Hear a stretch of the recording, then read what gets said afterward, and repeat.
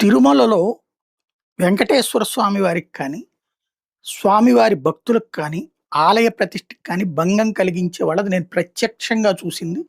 అతి త్వరగా ఏళ్ల తరబడి ఎవరు పెండింగ్ పడల.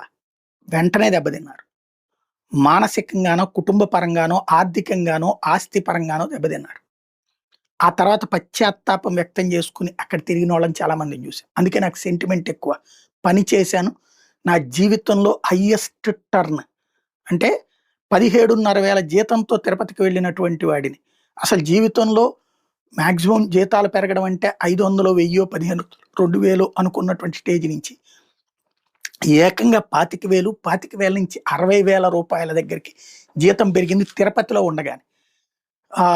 టెక్నికల్‌గా చెప్తే రవిప్రకాష్ గారు పెంచడం వలన, టీవీ9 పెంచడం వల్ల.